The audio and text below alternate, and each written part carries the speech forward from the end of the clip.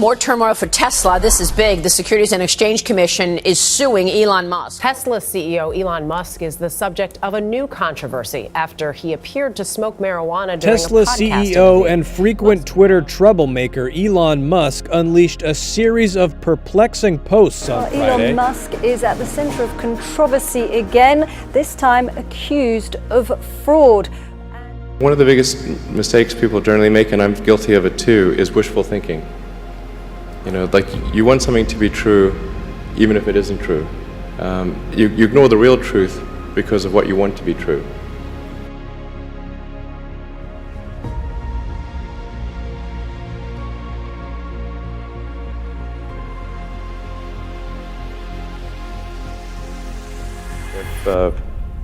If you're able to get great people to join the company, work together towards a common goal, and you sort of have a relentless sense of perfection about that goal, then you will end up with a great product.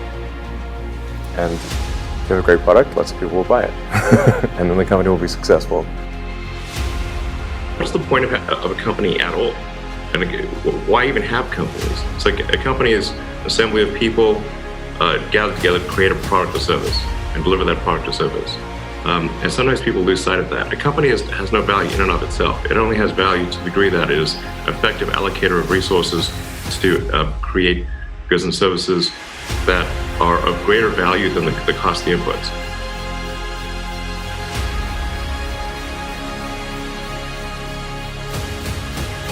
If you're a new company, I mean, unless it's like some new industry or new market that, if it's an untapped market, then you have more ability to. The standard is lower for your product or service. But if you're entering anything where there's an existing marketplace against large entrenched competitors, then your product or service needs to be much better than theirs. It can't be a little bit better, because then you put yourself in the shoes of the consumer. And they say, why would you buy it as a consumer? You're always going to buy the trusted brand unless there's a big difference.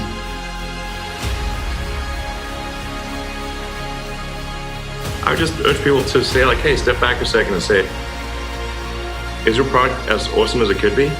Probably not. What could you do to make it great? And you know, people like to think about innovation, like maybe it has to be like breakthrough innovation. I don't think it necessarily has to be breakthrough innovation. It's just like just make your product better. This is the thing that really matters. Basically, just be like an absolute perfectionist about the product that you make, the service that's provided. Seek negative feedback from all quarters. From customers, from people who aren't customers. Like, hey, okay, what can we make this? How can we make this better? And I think it's absolutely learnable. And just. If you find yourself spending a lot of time in getting presentations and reviewing spreadsheets, you're barking up the wrong tree. Just get out there on the factory floor, get out there in the stores, talk to customers, think about what would you love to have. Oh, and sometimes I think, okay, we don't.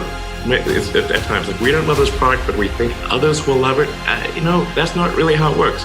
If you don't love it, don't expect others will either. Really liking what you do, whatever area that you get into, given that even if you're the best, there's always a chance of failure. So I think it's important that you really like whatever you're doing. If you don't like it, life is too short. I'd say, and also if you like what you're doing, you think about it even when you're not working. I mean, it's something that your mind is drawn to, and if you don't like it, you just really can't make it work, I think. If you're going to try something innovative, then you're in unexplored territories, so the odds that something will go wrong are pretty high.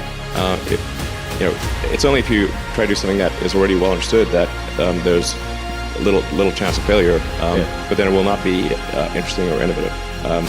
For sure, uncharted territory will result in failures necessarily. Otherwise, you're not trying hard enough.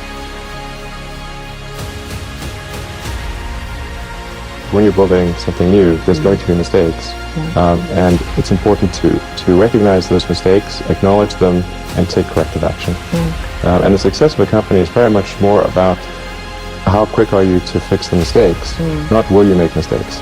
Or admit the mistakes. Yeah, absolutely. Yeah. And if you see the difference between a startup that is successful and one that is not, and it's because the successful one, they both made mistakes, but the successful one recognized the mistakes, fixed them very quickly, and the unsuccessful one tries to deny that the mistakes exist.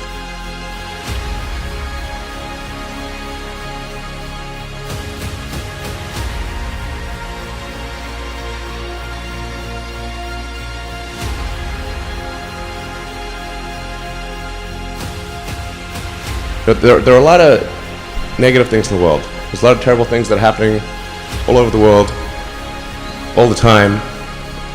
There are lots of problems that need to get solved. There's lots of things that are miserable and kind of get you down.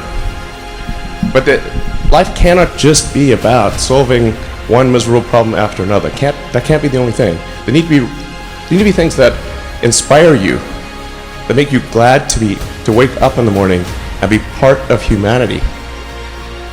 That's why we did this.